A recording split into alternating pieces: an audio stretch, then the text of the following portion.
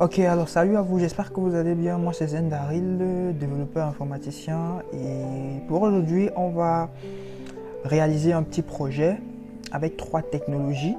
Donc, on va réaliser un projet d'application web avec trois technologies, Django, PostgreSQL et Python. D'accord. Donc l'objectif c'est de réaliser une petite application qui va permettre de faire du CRUD. Alors le CRUD c'est quoi? Le CRUD c'est un acronyme qui signifie Create, Update, Read et Delete. D'accord. Dans le Create c'est pour dire qu'on va créer un produit. Le R c'est pour dire c'est le read pour dire qu'on va lire les produits, on va lister les produits qui existent dans la base de données. Le U c'est pour dire qu'on va pouvoir faire des updates, donc on va pouvoir modifier pour faire des mises à jour sur des informations des produits enregistrés en base de données.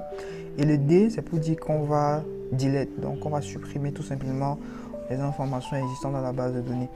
Donc pour cette première partie, ce qu'on va faire, c'est qu'on va déjà installer les outils. Je vais vous montrer comment installer Python, je vais vous montrer comment installer Django, je vais également vous montrer comment installer PostgreSQL et on va voir comment créer des bases de données, comment déjà se connecter à un serveur de base de données, comment initialiser le serveur de base de données et comment lancer ce serveur pour qu'il puisse interagir avec l'application web que nous allons concevoir en Django. D'accord. Donc le projet se veut assez simple, compréhensible pour les nouveaux qui veulent se lancer dans la programmation, voilà, ou alors pour ceux qui sont déjà développeurs et qui veulent apprendre par exemple la technologie Django. Comme vous le savez tous, Python c'est le langage de programmation, l'un des langages de programmation les plus utilisés au monde.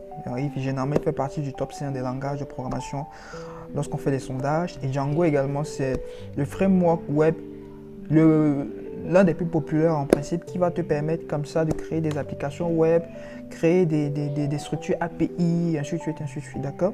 Des services du web, tout simplement, d'accord.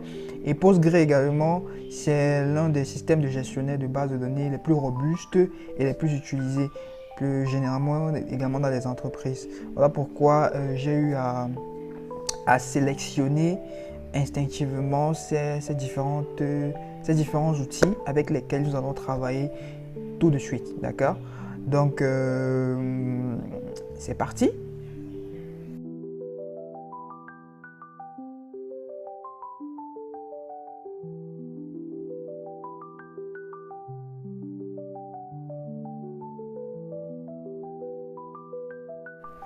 Ok, très bien. Donc, la première chose que nous allons faire, c'est installer les différents outils. Comme je vous l'ai si bien dit, nous allons installer Python, nous allons installer Django et nous allons installer PostgreSQL, d'accord. Donc, pour installer Python, c'est aussi simple que ça. Vous allez aller sur votre navigateur. Bon, moi, j'utilise Chrome. Vous ouvrez votre navigateur et ici, vous allez tout simplement taper Download. Donc, généralement, vous pouvez dire Download Python. Hein. Download, c'est pour dire télécharger en anglais. Donc, vous dites Download Python. Donc, vous validez. Du download Python et cela va vous rediriger en principe sur la plateforme officielle de Python. Voilà, donc généralement c'est sur python.org. Donc je vais tout simplement sur download. Vous cliquez sur download Python. Vous voyez par exemple, vous pouvez même directement cliquer par ici. La dernière version à jour c'est la 3.14, d'accord. Mais si vous cliquez sur le lien, ça va vous rediriger vers la plateforme officielle. Et quand vous êtes sur la plateforme officielle ici, vous cherchez tout simplement, vous allez voir ici, Download Python. Donc vous cliquez sur Download Python, d'accord. Après, vous voyez ici, on vous a dit Download the last version of Python, d'accord.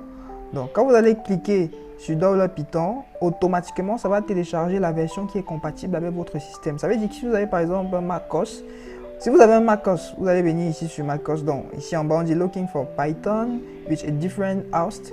Python for, vous avez les différents environnements, les différents systèmes d'exploitation en tout cas. Vous avez Windows, Linux, macOS, Android et j'en passe. Donc je suppose que pour la majorité des personnes qui regardent ce tutoriel, vous travaillez avec Windows. Donc moi je vais travailler avec Windows, d'accord. Donc vous voulez simplement cliquer sur Windows ici. Et quand vous cliquez sur Windows, automatiquement, hop, ça vous renvoie. Vous voyez, vous avez ce qu'on appelle les releases. Les releases, ce sont les différentes versions qui sont sorties. Et parmi ces releases, il y a la version la version actuelle qui est la 3.14. Donc, vous pouvez cliquer ici. Vous cliquez tout simplement sur la test Python. Vous cliquez dessus. Et quand vous allez cliquer dessus, automatiquement, ça va télécharger le fichier binaire dans l'exécutable. D'accord? Donc ça, ce sont des PEP. Dans les PEP, ce sont les mises à jour, de Python qui sont sorties entre-temps. D'accord? Ou alors, grosso modo, pour ne pas trop perdre de temps, vous venez tout simplement, donc on va revenir en arrière. On revient en arrière, je reviens ici en arrière. Hop. Et vous cliquez tout simplement. Ce qui est bien, c'est que quand vous allez cliquer sur le lien, vous allez cliquer sur ce lien-ci. Donc quand vous allez cliquer là, sur Download Python, ça va télécharger tout simplement Python. Ok. Ok. Maintenant, en ce qui concerne PostgreSQL, PostgreSQL c'est aussi évident que ça. Hein. Vous ouvrez toujours votre navigateur, donc Chrome, dans mon cas. Vous tapez tout simplement Download. Vous tapez Download PostgreSQL. Vous pouvez dire PostgreSQL for Windows. Vu qu'on travaille sur un environnement Windows. Vous cliquez dessus et si tout se passe bien, ça doit vous renvoyer sur la plateforme officielle. Vous voyez ici, je suis sur postgre.org. Donc je viens sélectionner, je dis Postgre Windows Installer. D'accord? Donc si je clique dessus, donc ce que je fais, je clique dessus tout simplement. Voilà, alors là c'est en train de charger. Et vous voyez, vous avez un download ici. D'accord? Bon, vous avez la possibilité d'installer, vous avez le programme d'interaction. Bon, moi ce que je vais faire, c'est aller sur téléchargement.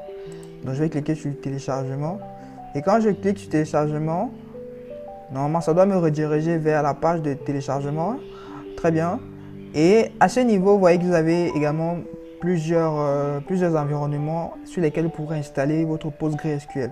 Donc si vous êtes sur Linux, vous cliquez sur sélectionner Linux. Si vous êtes sur MacOS, vous sélectionnez MacOS. Si vous êtes sur FreeBSD ou Solaris, ainsi de suite. Si vous êtes sur Windows, pour la majorité d'entre vous, vous cliquez tout simplement sur Windows. Donc quand vous allez cliquer sur Windows, automatiquement, donc, hop, vous revenez ici, vous avez l'installateur Windows. Vous cliquez sur télécharger le programme d'installation, vous cliquez sur télécharger. Voilà. Et si tout se passe bien, donc, hop, je reviens sur cette page-ci, dans Download Postgre, vous allez voir PostgreSQL.org. Bon, ça c'est, vous voyez qu'ici vous avez les différentes versions. La dernière version c'est la 18.2. Ça c'est pour un environnement, ça c'est pour un environnement Linux en 64 bits, ça c'est pour un environnement Linux en 32 bits, ça c'est pour les MacOS. Et ce qui m'intéresse pour la majorité ici c'est Windows. Donc je suis sur Windows 64 bits. Donc rassurez-vous toujours que votre système tourne en 64 bits. D'accord? Donc pour la majorité d'entre vous, je suppose que vous tous vous êtes en 64 bits, d'accord? Donc c'est très rare de voir des machines qui tournent en 32 bits. Donc nous, on va cliquer, vous cliquez tout simplement ici. Donc quand vous allez cliquer, vous allez voir une petite flèche de téléchargement là. Vous cliquez dessus, voilà. Et quand vous allez cliquer dessus, hop, ça vous redirige à ce niveau. Et on vous dit your download shall begin in a few seconds. Donc votre téléchargement va se lancer dans quelques secondes si tout se passe bien. Donc si tout ne se passe pas bien et que vous constatez qu'il y a une anomalie au niveau du téléchargement de Postgre, vous cliquez tout simplement ici sur cliquer ici, d'accord? Quand vous allez cliquer sur cliquer ici, automatiquement ça va télécharger Postgre, ok? Ok, et maintenant pour le cas de Django. Pour le cas de Django, vous allez d'abord vous rassurer que Python est installé. Je précise encore bien ça parce que Django tourne avec Python. C'est que si vous ne pouvez pas télécharger Django si vous n'avez pas Python, d'accord? Donc, pour ceux qui auront des problèmes sur l'installation de Python, vous pourrez écrire en commentaire et là je pourrais vous aider, je pourrais vous rediriger, ok? Pareil pour Postgre également. Donc, pour installer Django déjà c'est ce qu'on appelle un framework et ça vient sous forme de modules, ce qu'on appelle des packages. Et les packages sont installés avec un gestionnaire qu'on appelle pip au niveau de Python. Et quand vous installez Python, automatiquement il va également s'installer, avec le gestionnaire de package qu'on appelle pipe, d'accord? PIP. Donc, pour ce faire, la première des choses que je vais faire, c'est déjà préparer d'abord mon environnement de travail. Mon environnement de travail va me permettre de créer un environnement virtuel. Donc, un environnement virtuel, grosso modo, c'est un répertoire isolé qui va me permettre d'installer des packages. Et ces packages-là ne seront pas en conflit avec d'autres projets. Ça veut dire que si j'ai plusieurs projets, par exemple, j'ai un projet 1 qui me permet de faire des services web, j'ai un projet 2 qui me permet de faire des API, et ainsi de suite. J'ai un projet 3 qui me permet de créer des jeux vidéo. En créant, pour chaque projet, en principe, j'aurai un environnement virtuel. Ça veut dire que pour mon environnement virtuel, je vais installer les packages avec lesquels je vais pouvoir développer ma solution. Pour mon projet 2, je vais créer un environnement virtuel avec ces packages, ainsi de suite, de telle sorte que lorsque je vais pouvoir faire le déploiement, qu'il n'y ait pas en fait de conflit. Ok? Très bien. Ça me permet également d'éviter d'alourdir la taille du projet sur lequel vous travaillez. Parce que comme on l'a si bien dit, un environnement virtuel, c'est un projet, c'est un répertoire, un dossier qui va contenir les fichiers de configuration, les fichiers qui vont contenir vos scripts et ainsi de suite, d'accord? Donc, ce que nous allons faire tout de suite.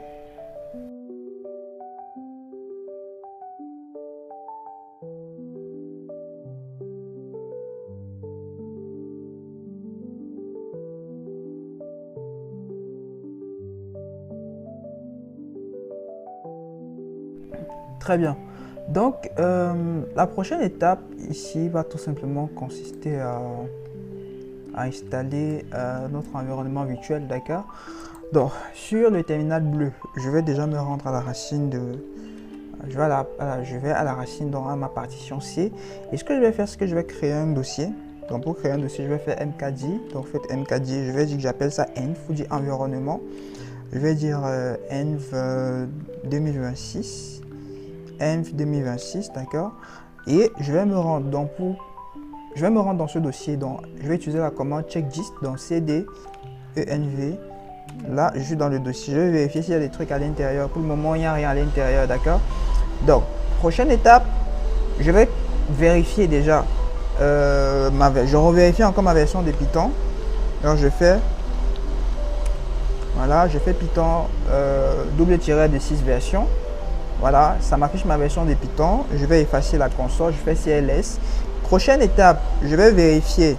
Je vais faire un Python. Je vais installer d'abord virtualenv. Donc, pour installer virtualenv, vous allez faire Python M. Le M, c'est pour dire que je souhaite utiliser un module, d'accord? Première des choses, je vais dire vite, je vais faire pip. Pip, c'est le gestionnaire de paquets qui va me permettre d'installer les différents modules dont j'aurai besoin. Donc, je vais faire pip install et je vais dire virtualenv, d'accord? Voilà. Donc, le simple fait de mentionner cette commande et de la valider va tout simplement installer virtualenv avec le gestionnaire de package pip, d'accord? Lorsque c'est fait, moi je ne vais pas le faire parce que je l'ai déjà fait une première fois. Donc, la prochaine étape va tout simplement consister à créer, lorsque vous aurez installé virtualenv, vous allez donc pouvoir créer votre environnement virtuel avec cela. Donc, je vais faire, pour créer mon environnement virtuel, je vais faire Python toujours. Je fais Python M. Et je dis que je souhaite utiliser le module virtualenv pour créer mon environnement virtuel. Dans mon environnement virtuel, dans ce contexte, je vais l'appeler TP. Tout simplement, je vais l'appeler TP1. Donc, d'accord? TP1env. Le env là, c'est pour dire environnement. Donc, je valide. Et si tout se passe bien, virtualenv va pouvoir me créer mon environnement virtuel dans le dossier env 2026 que j'ai créé, d'accord? Donc, on va juste patienter, voilà. Donc là, ça m'a créé dans mon environnement virtuel. Lorsque l'environnement virtuel a été créé, je peux le vérifier, hein. Si je fais un dir, vous allez voir que ici, j'ai un TP1env qui a été créé. Je peux donc aller dans ce dossier-là. Je vais faire TP. J'utilise tabulation, la touche tabulation du clavier pour auto-compléter. À l'intérieur, je vais voir plusieurs fichiers, plusieurs dossiers. Le dossier qui va m'intéresser, c'est le dossier script. Donc, c'est le dossier script qui va me permettre d'activer mon environnement virtuel, d'accord? Donc, pour activer mon environnement virtuel, je vais tout simplement valider la commande activate.bat. Donc, je vais activate.bat. Hop, je valide. Et là, ça va activer mon environnement virtuel, d'accord? Donc, pour savoir si votre environnement virtuel est activé, vous allez voir ici, il y a le nom de votre environnement entre parenthèses. Donc là, ça prouve que votre environnement est a été activé. Donc là, je suis à l'intérieur de mon environnement virtuel TP1Env. Donc, prochaine étape, je vais installer Django. Vu que j'ai déjà installé VirtualEnv, donc je vais installer Django. Je vais faire un Python pour installer Django. Avant d'installer, je vais d'abord vérifier tous les packages qui se trouvent dans mon environnement virtuel. Pour vérifier tous les packages qui se trouvent dans mon environnement virtuel, je vais tout simplement faire un pipe -m pipe et je vais faire list, d'accord. Ça c'est pour lister en principe tous les packages qui seront installés dans mon environnement virtuel. Voilà, je vais patienter et vous allez vous rendre compte qu'ici je n'ai que pipe à la version 25.2 qui est installée. Donc il me manque différents types de packages que je vais donc installer. Donc hop, et je précise qu'il faut avoir accès à internet, parce que si vous n'avez pas accès à internet, ces packages là ne pourront pas se télécharger en principe, vu que vous partez télécharger sur une autre plateforme distante. Donc la prochaine étape ici va tout simplement consister à installer. Donc on va installer Django, première des choses.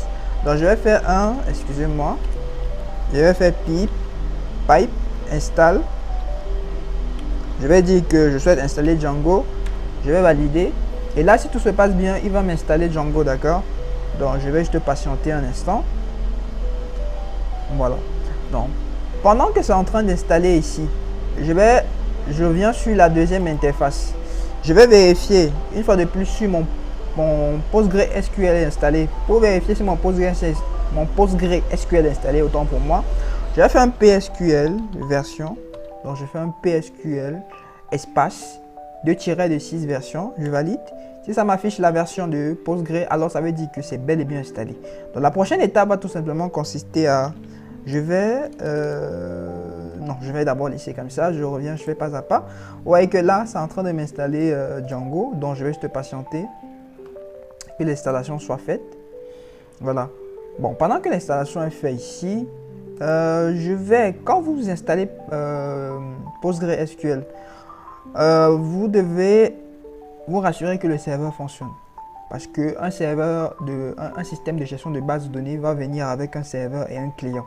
C'est le serveur qui va vous permettre de pouvoir écrire vos requêtes, pouvoir communiquer avec la base de données, et ainsi de suite, ainsi de suite. Donc sans serveur, vous ne pourrez pas interagir avec vos sources de données. Donc pour lancer ce serveur, la première des choses que vous allez faire, c'est l'initialiser.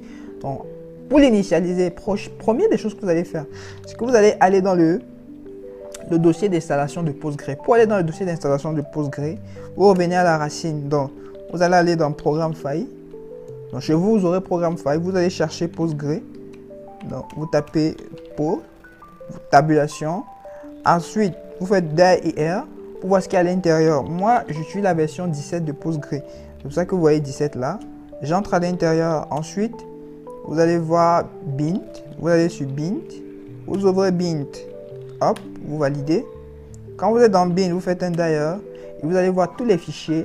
Tous ces fichiers, vous allez voir des DLL, des fichiers exécutables. En principe, tous ces fichiers, ce sont ces fichiers qui vont vous permettre de créer votre base de données, de gérer votre base de données, d'accord. Donc, nous, ce qu'on va faire pour que la commande PSQL puisse fonctionner dans n'importe quel répertoire. Vous voyez que par exemple, quand je sors ici, non, je ne vais pas sortir, je vais refaire un stat. Donc, je vais refaire un stat, je vais mettre ça en couleur verte. Donc, si je fais ceci, je reviens à la racine. Donc, je fais cd espace en /, je reviens à la racine. Quand je fais PSQL et que je tape simplement PSQL, vous allez voir ce qui va se passer. Donc, quand je tape PSQL automatiquement, vous voyez que il me dit PSQL error. Bon, ça veut dire que bon, ça c'est tout simplement pour me dire que je n'ai pas encore initialisé, je n'ai pas encore lancé mon serveur. Mais la commande fonctionne bel et bien et elle fonctionne à n'importe quel répertoire. Fonctionner à n'importe quel répertoire signifie que peu importe le répertoire dans lequel je me trouve, je peux utiliser cette commande-là. Par exemple, là j'étais à la racine. Si je vais par exemple dans Programme, je vais dans Programme File et que je refais la même commande, vous allez voir que ça va donner le même résultat. Pour dire que mon système peut interpréter la commande PSQL. D'accord? Donc, pour que vous ayez le même scénario, il va falloir que je vais revenir ici. Donc, je vais revenir ici. Je reviens ici sur mon bin. Il va falloir que vous copiez le dossier bin-ci. Donc, pour accéder à l'explorateur de fichiers du dossier bin, vous allez tout simplement faire un stat point. Donc, quand vous faites un start point, ça va vous ouvrir l'explorateur des fichiers. L'explorateur des fichiers avec... voilà. Donc, vous voyez qu'ici, je suis dans le bind. Donc, l'idée, c'est quoi? L'idée, c'est de copier ce dossier. Donc, vous allez copier ce dossier, d'accord? Pour copier le dossier, hop, vous venez ici, vous regardez où je me trouve, vous faites un clic gauche, vous allez copier, vous faites CTRL-C pour copier le chemin. Ensuite, vous allez ouvrir la variable, vous allez ouvrir votre variable d'environnement. Pour ouvrir la variable d'environnement, vous allez sur la recherche, hein, vous tapez variable. Vous tapez variable, bon, moi je tape variable comme ceci. Vous allez voir modifier les variables d'environnement. Donc c'est ça ici. Vous allez sélectionner modifier les variables d'environnement. Voilà, ça va charger.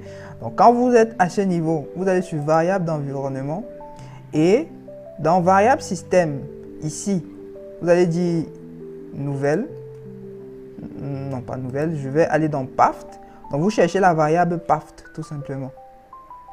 Donc là voici, vous double-cliquez dessus, vous dites que vous souhaitez créer un nouveau répertoire pour votre variable, vous cliquez sur nouveau et vous collez tout simplement. Donc vous allez coller, vous voyez, vous collez le répertoire que vous avez copié là, qui vous retourne directement vers le dossier bin, qui va contenir tous les exécutables de Postgre, d'accord? Ça va en faisant ça, vous faites en cliquant sur OK et en validant, automatiquement, ça va vous donner la possibilité d'interagir avec toutes les commandes de PSQL.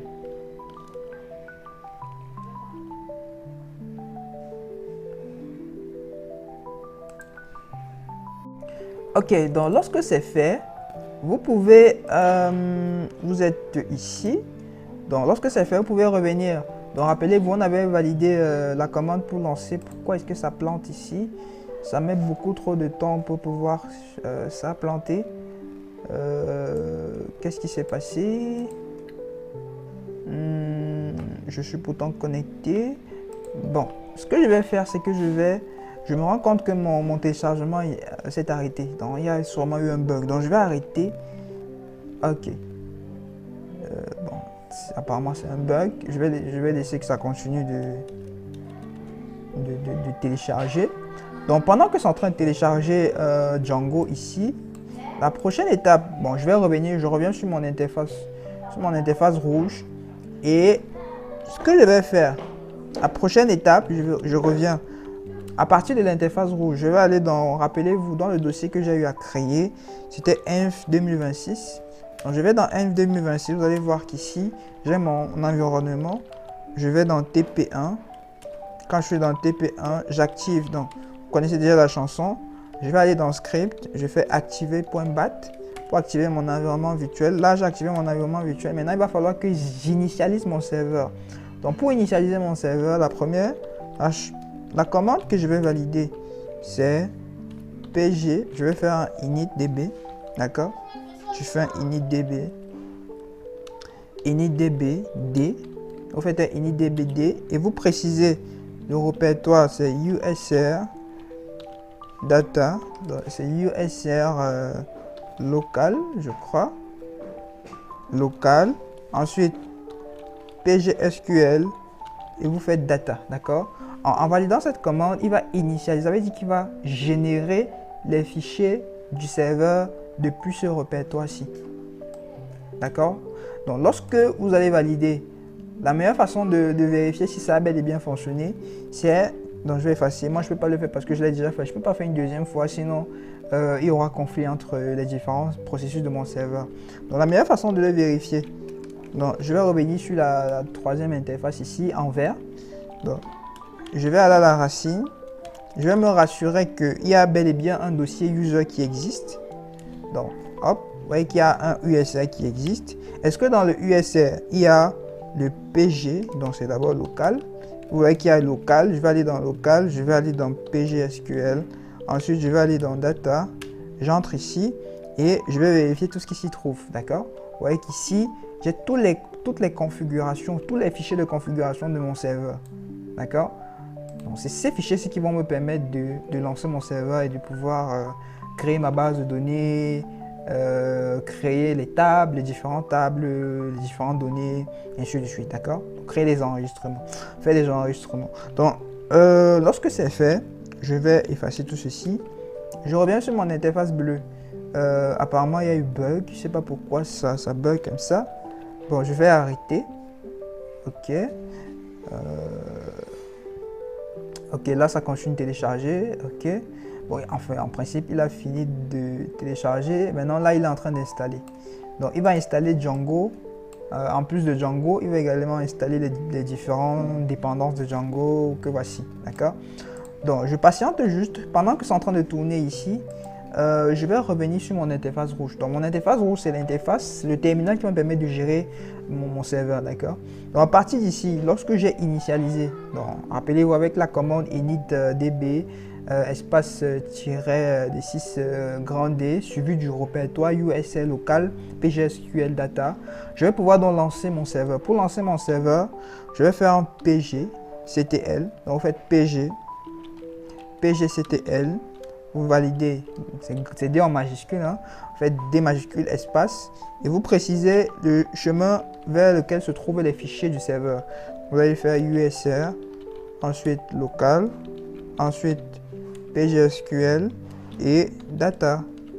Et ensuite, vous dites start, vous dites que vous souhaitez lancer votre serveur. Donc, moi, je vais lancer mon serveur, je vais démarrer mon serveur. Et si tout se passe bien, j'aurai à la fin serveur démarré. Donc, c'est en anglais, vous pouvez le constater ici, j'ai un serveur started. D'accord? Donc, lorsque c'est fait, je sais que mon serveur a démarré.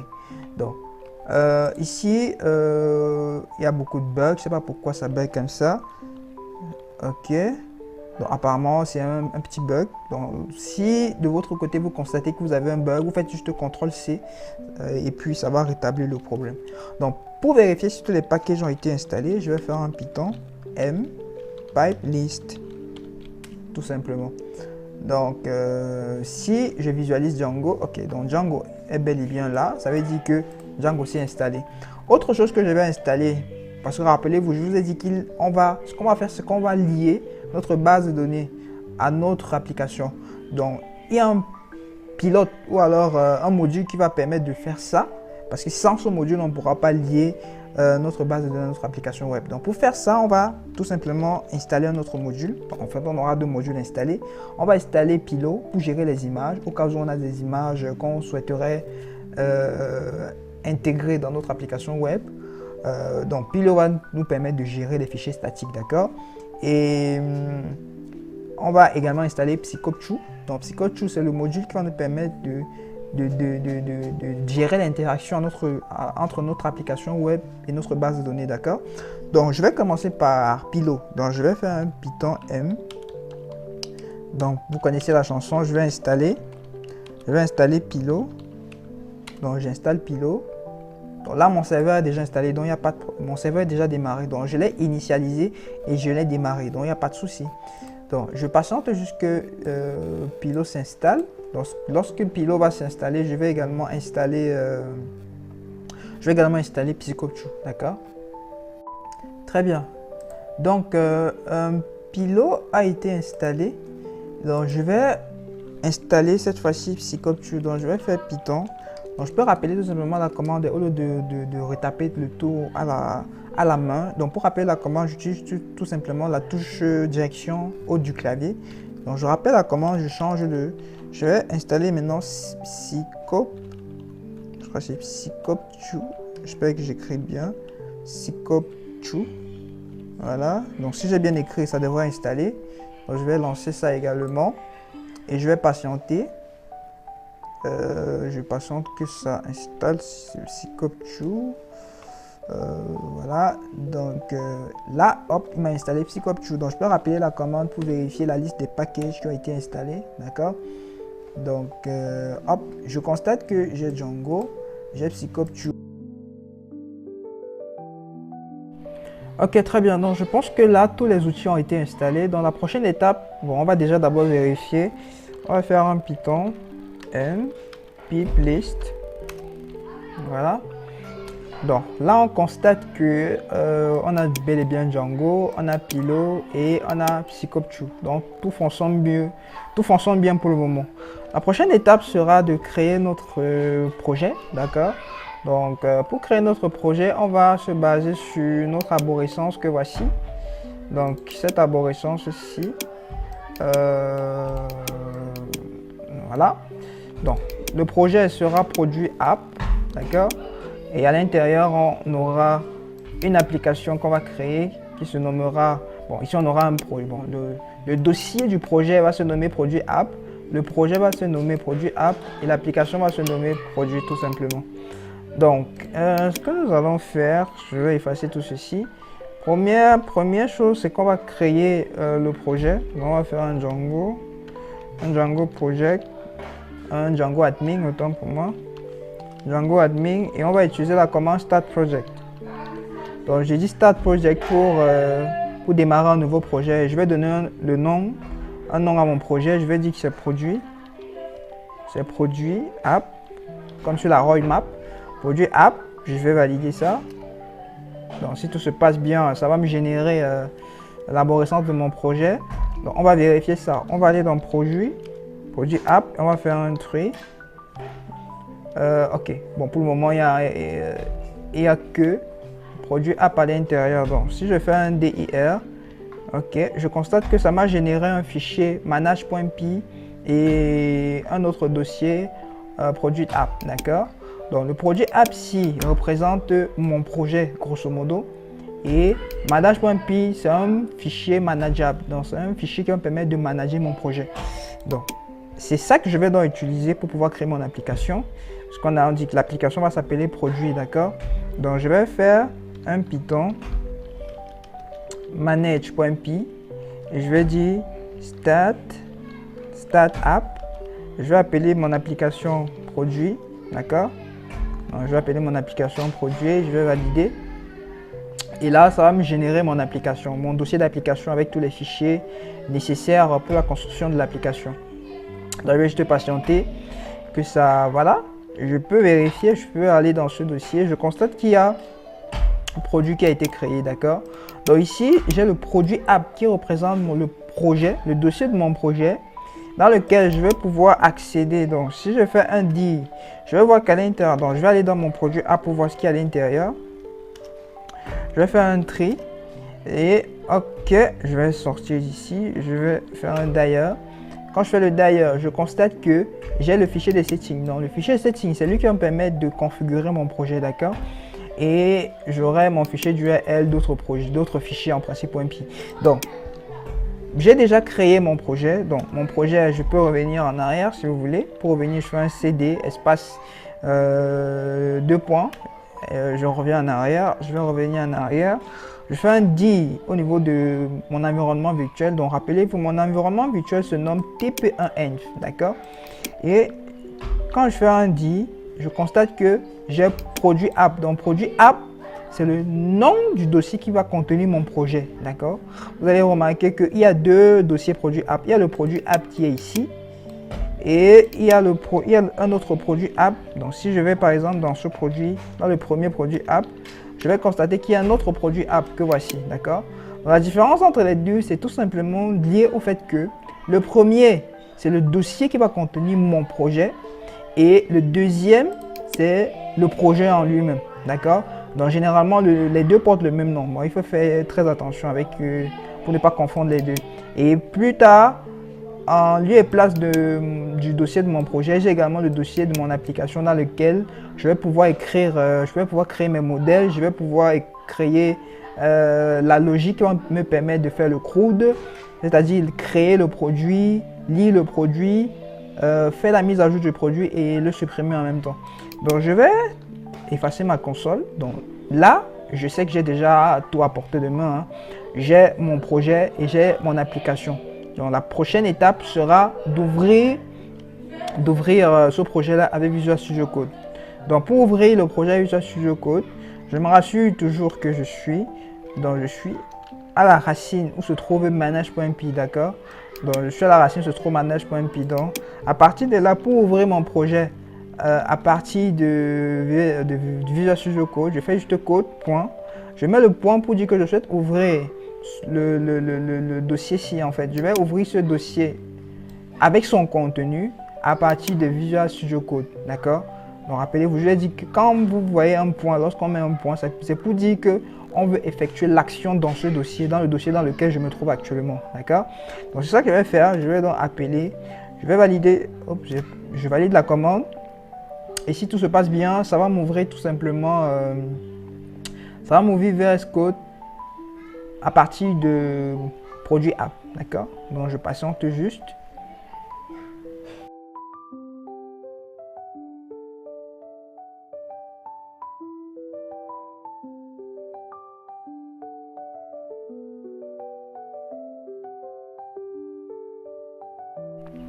Très bien, donc en faisant code espace point, automatiquement, ça doit vous ouvrir Visual Studio Code à partir de votre projet, d'accord?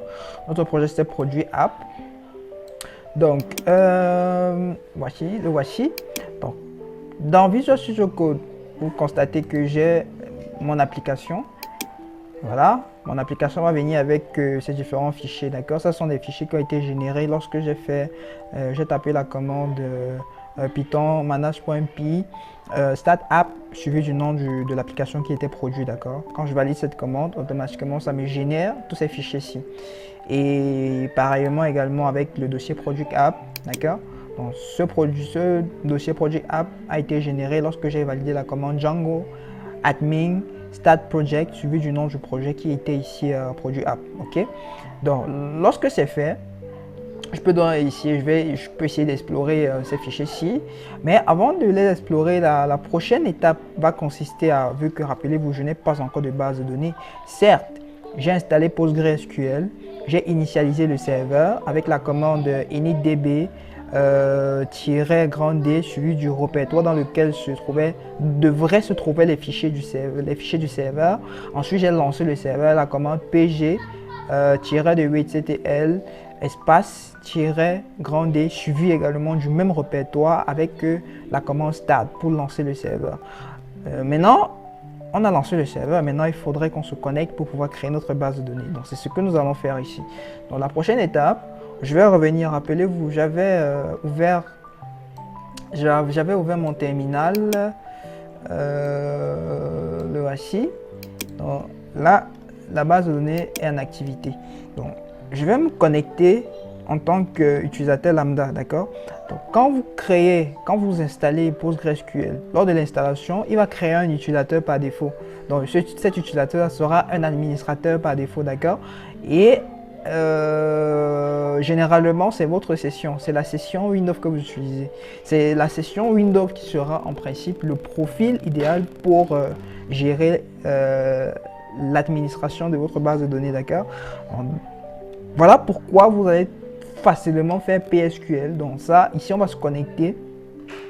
On va se connecter sur une base de données, sur une base de données qui a été créée automatiquement à partir de Postgre, d'accord?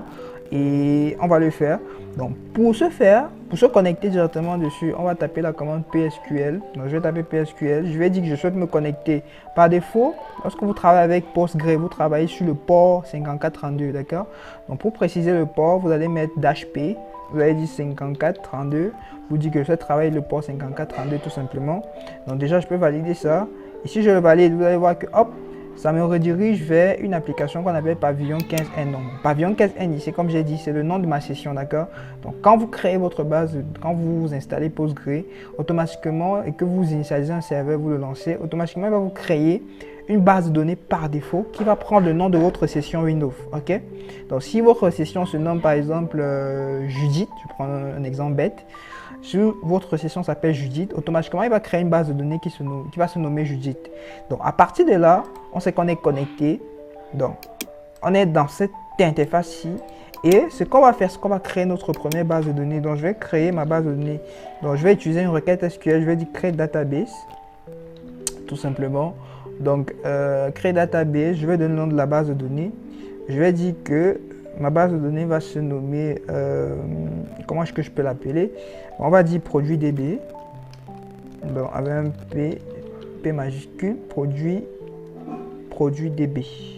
Je n'oublie pas le point virgule, vu que c'est une requête, je valide. Donc si tout se passe bien, ça va me créer ma base de données produit DB. Ensuite, je vais me connecter sur cette base de données là, d'accord? Parce que là, je ne suis pas connecté sur ma base de données par défaut.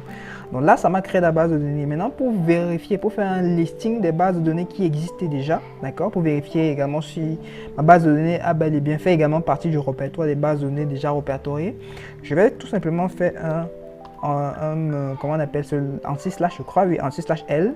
Le L, c'est pour dire liste, d'accord? Je valide. Et si tout se passe bien, ça devrait me lister l'ensemble de toutes les bases de données qui existent. Donc là, je constate que j'ai des bases de données. Ça sont des bases de données avec lesquelles que j'ai déjà eu à créer par le passé, d'accord? Mais la base de données qui m'intéresse, c'est, je vais la chercher ici. On a dit que c'était produit DB. Donc, je crois que c'est quelque part là. Je fais juste de suite. Produit DB. Ok, voici ma base de données qui a été créée, d'accord? Donc, ça veut dire que le processus a bel et bien réussi. Donc, lorsque c'est fait, on va se connecter sur cette base de données là, d'accord? Donc, bon, là, j'ai arrêté mon serveur. Je vais redémarrer mon serveur une nouvelle fois. Donc, je vais d'abord sortir. Donc, pour sortir de cette interface, vous allez tout simplement faire... oups, désolé. Vous allez faire un anti-slash-Q. Ok. Anti-slash-Q, ça va sortir de la base de données. Vous relancez la commande. Donc, pour lancer le serveur, c'était PG, CTL, D. D'accord. Ensuite, je précise le chemin. Je suis dans USR, local, PGSQL, data. Et je fais start. Là, pour lancer le serveur, d'accord. Donc, si tout se passe bien, le serveur va démarrer. Donc, on me dit le serveur a démarré. Maintenant, je me reconnecte. Je fais encore PSQL. Je vais me connecter sur le port 5432. Voilà. Hop, je suis connecté. Et ce que je vais faire, c'est que je vais essayer de switcher vers ma base de données que je viens de créer, d'accord? Donc, pour switcher, je vais faire un anti-slash-C. D'accord? C, c'est pour me dire que je vais me connecter sur notre base de données. Rappelez-vous, le nom de la base de données, c'était produit. On avait mis produit, c'était produit DB. Voilà, je valide ça. Et là, actuellement, je suis dans ma base de données produit DB. Donc, tout a fonctionné comme il se doit. Mais, sauf que je n'ai encore rien à l'intérieur. D'ailleurs, si je fais DT pour afficher les tables, on me dit que did not find any relation. Pour dire que je n'ai encore aucune table qui a été créée, d'accord? Donc, la base de données, elle est déjà là. Donc, lorsqu'elle est là, prochaine étape, on revient donc sur notre Visual Studio Code et on va commencer par gérer les paramètres de notre base de données. Donc, pour gérer les paramètres, en fait, pas les paramètres de notre base de données, désolé, pour gérer les configurations de notre projet Django, d'accord?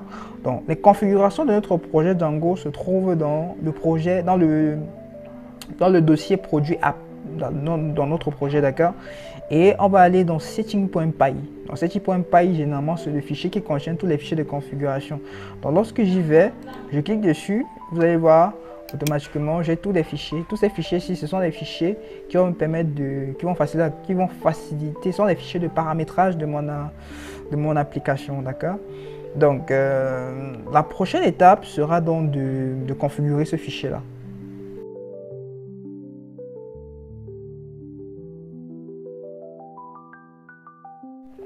Ok, donc la prochaine étape sera donc de configurer le fichier setting.py. Donc, avant de configurer le fichier setting.py, ce qu'on va faire, c'est qu'on va rediriger tous les packages que nous avons installés, que nous avons téléchargés, que nous avons installés dans notre environnement virtuel, dans un fichier, d'accord?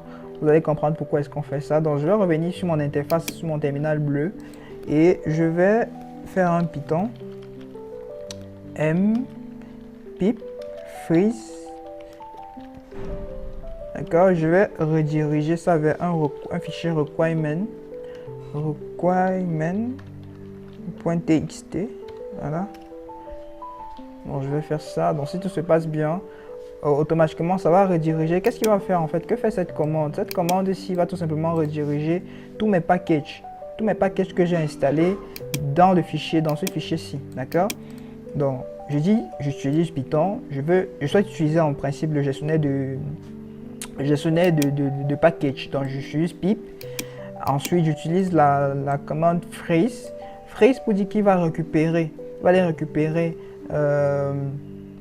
dans le dossier qui contient mes packages, toutes les informations avec leur version, et il va venir les rediriger vers un fichier que je crée. C'est pour ça que je mets la flèche là. Donc, on appelle ça les flux de sortie. Donc, je mets la flèche du flux de sortie pour dire que je vais aller rediriger ça vers un nouveau fichier qui va s'appeler requirement.txt. On peut le vérifier. D'ailleurs, si j'ouvre le fichier requirement.txt, je vais me rendre compte que, hop, ici j'ai tous les packages que j'ai installés, d'accord? C'est à ça que ça sert cette commande. Donc, lorsque c'est fait, on va donc pouvoir revenir, on pourra donc configurer notre fichier setting.py. Donc, la première chose que nous allons faire, c'est rediriger notre application. Donc, rappelez-vous, le nom de l'application, c'était produit, d'accord? Donc, on va aller dans la partie application définition. Dans la partie application définition que voici, on va mentionner le nom de l'application que nous avons créée. Alors, le nom de notre application, c'est produit, d'accord? Donc, on va l'ajouter ici. C'est la première des choses. Le premier réflexe, chaque fois que vous créez une application dans Django, automatiquement, vous devez aller dans le setting.py pour préciser que l'application a été créée, d'accord? Donc, l'application se nomme produit. Donc, on va l'appeler produit. Donc, c'est produit. Voilà, je le mentionne tout simplement à la racine. Donc, vu que c'est là, il se situe, c'est un dossier qui se situe à la racine de mon projet, d'accord? C'est pour ça que je le mentionne ici. Lorsque c'est fait, je n'oublie pas le point virgule, d'accord? Et j'enregistre. Ensuite, la prochaine étape, qu'est-ce qu'on va devoir ajouter? Je crois qu'en bas, tout en bas, bon, pour le moment, on ne va pas toucher les templates, d'accord? Vu qu'on n'a pas encore de templates en fait, les fichiers HTML, quand je dis templates, ce sont les fichiers HTML, d'accord? Donc, pour notre front-end. Donc, on va circuler un peu plus bas. Et la prochaine étape sera de configurer la variable qui gère notre base de données, l'interconnexion avec notre base de données que nous avons créée, d'accord? Donc, c'est ce que nous allons faire. Donc, ici, par défaut, quand je travaille avec Django, il utilise un système de gestion de base de données qu'on appelle SQLite Tree, d'accord? Donc, SQLite Tree, en principe, c'est le SGBD par défaut qui est installé dans Django. Donc, et voilà son état de configuration. Donc, ici, j'ai une variable database. En principe, c'est ce qu'on appelle en Python un dictionnaire. Donc, j'ai un dictionnaire qui est structuré en clé-value. Ça veut dire que j'ai une clé et à chaque clé, j'ai sa valeur. Donc là, par exemple, j'ai une clé default qui est encore un autre dictionnaire qui contient une clé engine avec sa valeur et le nom de la base de données. D'accord? Donc ici, par défaut, lorsque je travaille avec SQLite Tree, j'ai le nom du moteur, donc le moteur qui va faire tourner ma base de données.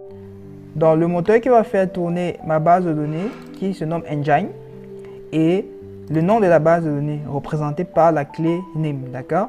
Donc moi, ce que je vais faire, c'est que je souhaite lier mon application non pas à SQLite Tree, mais plutôt à PostgreSQL, d'accord? Voilà pourquoi je vais complètement modifier. Donc je vais modifier cette structure ici, d'accord? Donc je vais effacer tout ceci.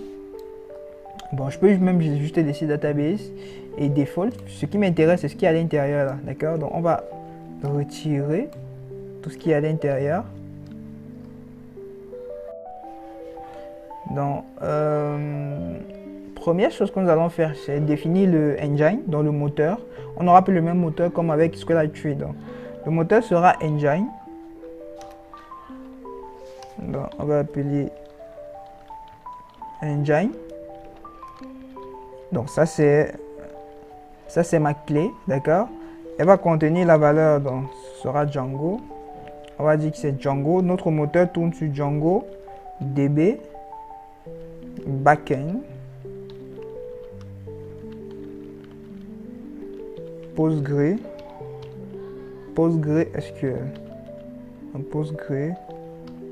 PostgreSQL. Voilà. Ensuite, le name. Le name c'est dans le name, le nom de ma base de données c'est je peux appeler ça, je vais dire que c'est dbname, d'accord? En fait, on avait créé en fait.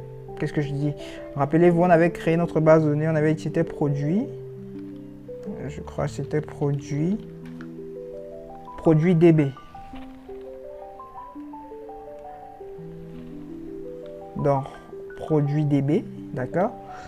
Produit DB. Ensuite, on a le nom d'utilisateur. Donc, notre utilisateur, rappelez-vous, l'utilisateur par défaut ici, c'était qui? Je vais aller toutes ces informations, si je peux aller retrouver ça à chaque niveau. Hein. Donc, je constate que voici mon utilisateur. Donc, on me dit, you are now connect to database produit DB. Donc, ça, c'est le nom de mon application. Donc, c'est ça que je mets à ce niveau.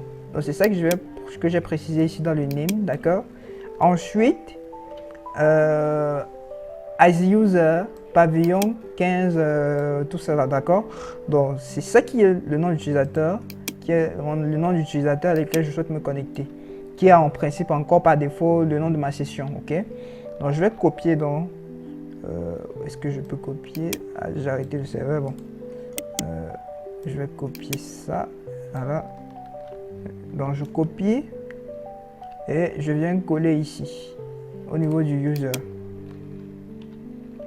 Voilà, hop, je mets ça en simple quote. Voilà, la prochaine clé sera password, donc notre mot de passe par défaut, d'accord. Est-ce que j'aurai besoin de mon passe, d'un mot de passe? Je n'ai pas configuré le mot de passe, donc je ne pense pas que j'en aurai besoin ici. Bon, je vais d'abord dispatcher ça. Ensuite, on aura Lost. Dans l'autre, en principe, c'est le serveur sur lequel je dois me connecter. Oh, c'est un serveur local, donc ce sera localhost. Donc, on va dire host. On va dire que c'est localhost. Voilà. Et le port sur lequel on souhaite se connecter, c'est le port 5432, rappelez-vous. Dans le port, c'est 54 32. Voilà, bon, je crois que je peux mettre ça comme ça, voilà. Donc voilà. Plus tard, si on a des soucis, on pourra venir ajouter le mot de passe, d'accord, il n'y a pas de problème. Donc voilà, quand j'ai configuré, ok, je fais CTRL S pour enregistrer tout simplement. Donc très bien, après avoir donc configuré les variables de notre base de données, les variables de connexion de notre base de données, notamment le moteur, le nom, l'utilisateur de la session, le serveur et le numéro de port sur lequel qui va nous permettre de communiquer avec la base de données. On va avancer, je vais changer, je vais mettre FR. Je souhaite que mon serveur, en fait, langage code, c'est pour afficher la langue dans laquelle les informations seront générées ou seront affichées au niveau du serveur. Donc moi, je souhaite avoir en français, donc je vais mettre FR ici. Je mets FR, je ne peux pas l'enregistrer, CTRL S.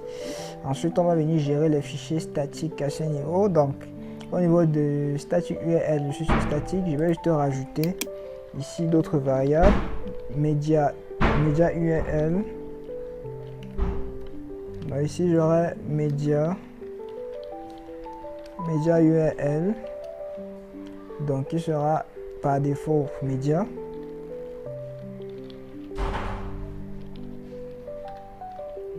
Voilà, ensuite j'aurai media route.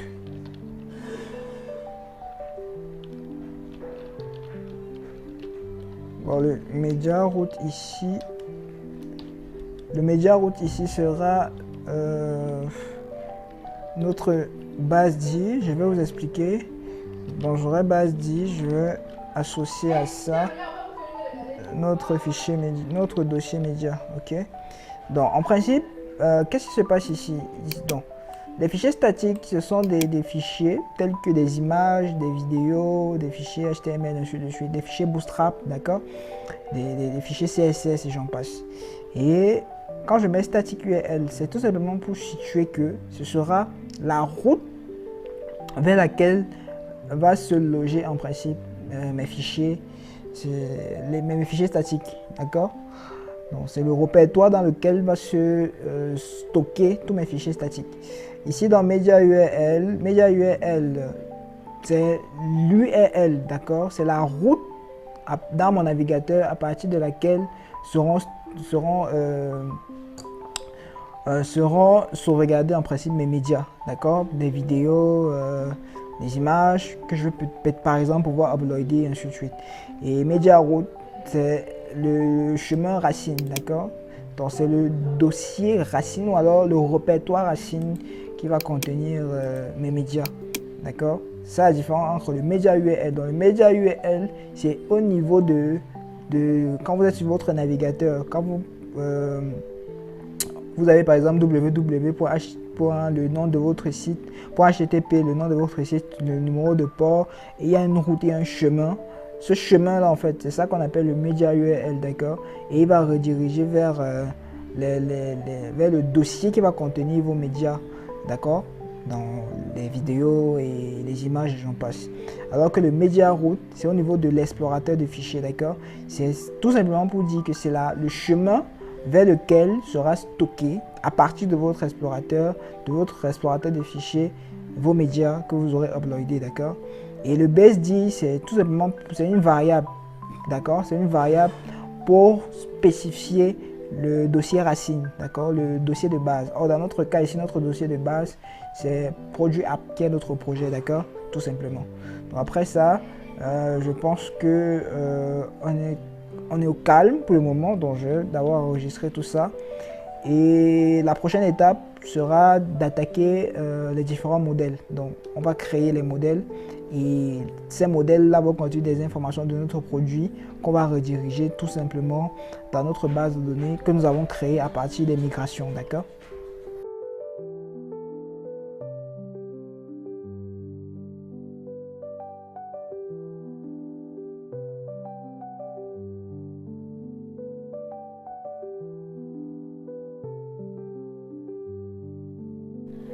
Très bien, donc on va donc du coup aller créer nos modèles. Donc pour créer nos modèles, on va se rediriger vers le fichier modèle.py, d'accord, .py. Donc le modèle.py se trouve dans le dossier de notre application que voici. Donc je vais cliquer tout simplement sur modèle et dans modèle, hop, je vais effacer ça. Ça c'est juste un commentaire en Python et on a une première importation. Donc on nous fait comprendre que on a importé un module qu'on appelle modèle, d'accord? Depuis, en fait, une classe, si vous voulez, bon. Une classe qu'on appelle module, automatiquement, qui se trouve dans le, en fait, modèle, qui se trouve dans le package Django.db, d'accord? Donc, moi, ce que je vais faire, c'est que, ici, je vais, premièrement, créer une classe. Donc, des modèles, ce sont des classes qu'on crée, hein, et moi, je vais l'appeler catégorie. Donc, je vais créer déjà. Avant de créer les produits, je vais dire que j'aurai plusieurs catégories de produits, d'accord? Donc, je vais dire que je vais appeler cette classe, je vais créer une classe. Pour ce faire, je vais créer une classe que j'appelle catégorie. Et cette catégorie va hériter. Je crée un héritage. En fait, je fais de l'héritage. Donc, je dis que je souhaite réutiliser en principe, voilà, modèle. Donc, hop. Donc là, je crée ma classe catégorie. Et je dis que cette classe va hériter de la classe modèle qui provient de modèle, de ce module-ci, d'accord? Voilà. Ensuite, je vais donner un nom à la catégorie. Je vais dire que cette catégorie ça va s'appeler nom.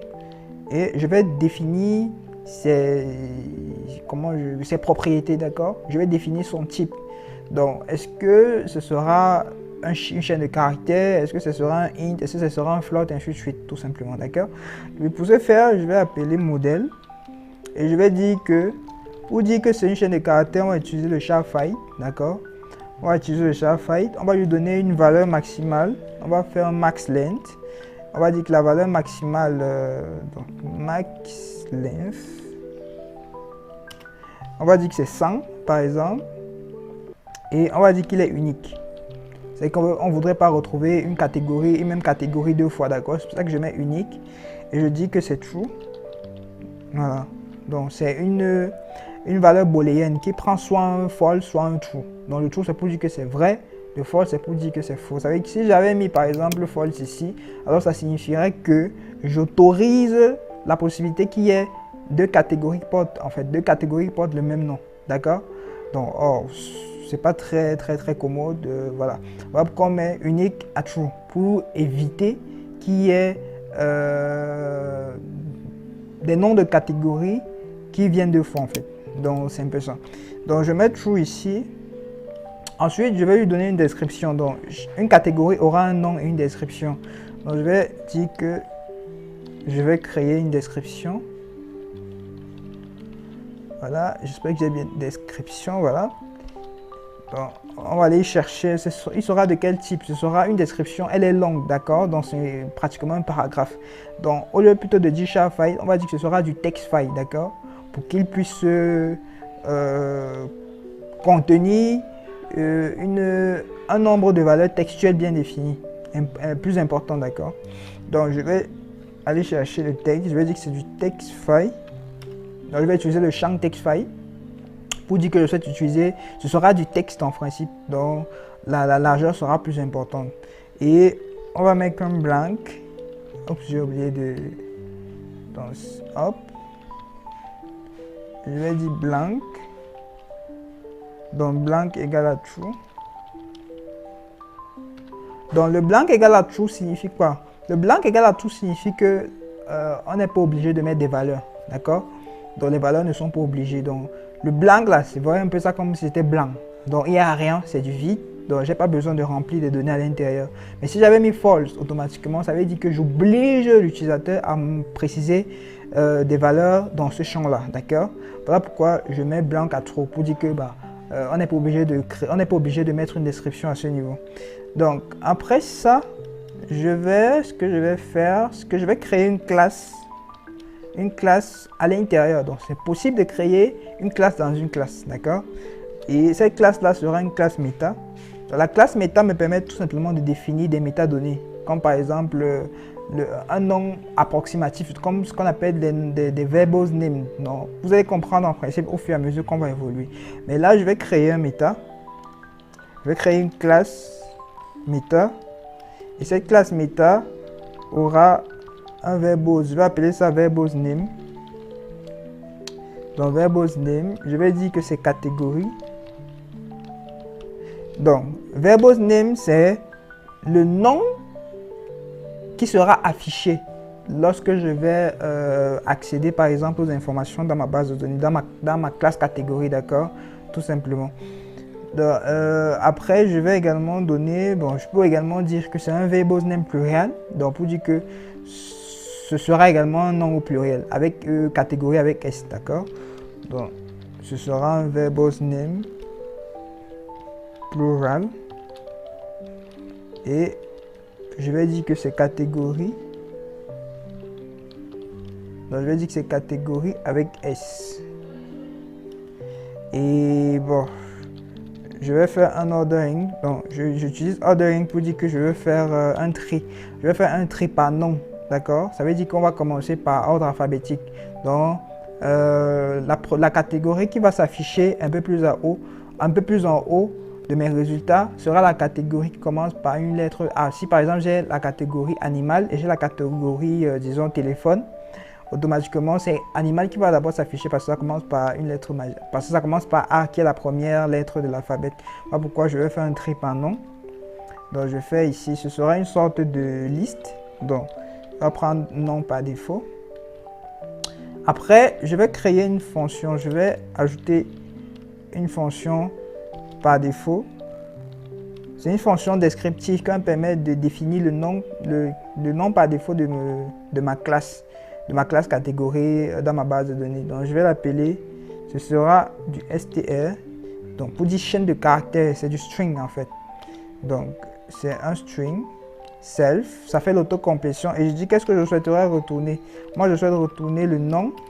Donc je vais faire un self, le nom de ma catégorie, d'accord? Vous voyez le self là comme pour dire comme je suis à l'intérieur de la classe catégorie. Quand je mets self, c'est pour dire que à l'intérieur de moi-même, voilà ce que tu vas utiliser, d'accord? Tout simplement. C'est un peu comme en Java, pour ceux qui ont fait Java, on utilise plutôt 10, ok? En Python, on va utiliser self.